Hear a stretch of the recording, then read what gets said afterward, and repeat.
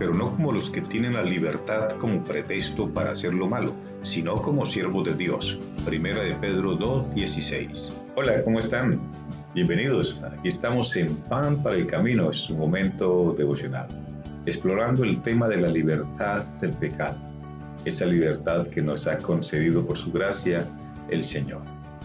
Pablo hoy nos advierte algo muy importante sobre esa libertad, y es que no tenemos derecho ni somos prudentes, sensatos, al usar esa libertad como excusa para hacer el pecado.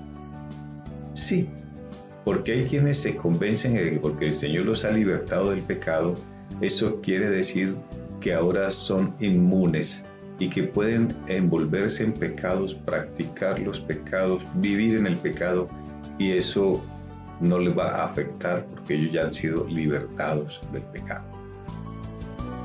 Un joven hizo un curso muy especial para aprender a nadar y se volvió muy diestro en la natación y se convenció de que ya nunca moriría ahogado porque había aprendido a nadar muy bien.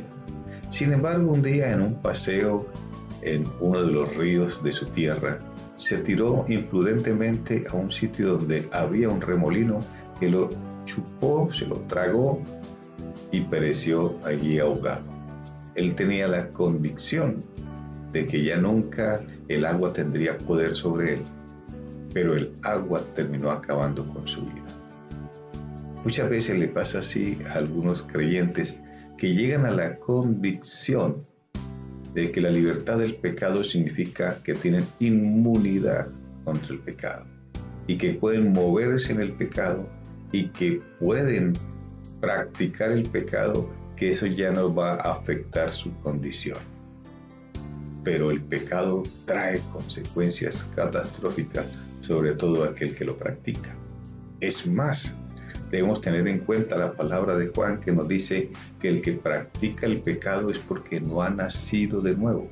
Es decir, si una persona comete pecado, vive en el pecado, lo practica, se regocija en el pecado y se siente bien practicándolo, necesariamente tiene que cuestionar si realmente ha nacido de nuevo, porque el que ha nacido de nuevo no practica el pecado. Peca circunstancialmente y llega a equivocarse, llega a errar y tiene que confesar su pecado delante del Señor, pero no es su hábito, no es su práctica, no se regocija en el hecho de pecar. Tengamos mucho cuidado. No lleguemos a esa convicción peligrosa de que porque el Señor ya me hizo libre del pecado, yo me puedo mover en el agua del pecado y vencer el agua del pecado. Recordemos, podemos terminar siendo vencidos por el pecado y tener que sufrir esas consecuencias catastróficas que el pecado acarrea sobre la vida. Tú eres un hombre libre, una mujer libre, actúa como libre, vive como libre, es decir, reconoce que fuiste liberado de unas cadenas. ¿Para qué volver a buscar esas cadenas? Querido Padre Celestial, Señor, te damos gracias por la libertad que nos has dado del pecado, Padre. Hoy te rogamos que nos des sabiduría y sensatez para entender que el hecho de que hayamos sido libres del pecado no significa que podemos jugar con él y practicarlo en nuestra vida. Ayúdanos, Señor, a vivir en prudencia, alejados de esas cadenas de las cuales nos libraste. Te lo rogamos, oh Dios, en el precioso nombre de Cristo Jesús. Amén. Aleluya. Muy bien, agradecemos al Señor por este tiempo que hemos tenido juntos. Le pido a Él que te bendiga mucho, suficientemente, que este día sea de bendición y sobre todo que este día sigas viviendo como libre, pero no como alguien que usa su libertad para seguir en el pecado. Apártate de él porque trae consecuencias difíciles para la vida. Que Dios te bendiga.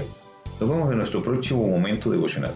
Bueno, eso sí, si el Señor así nos lo permite. Hasta entonces.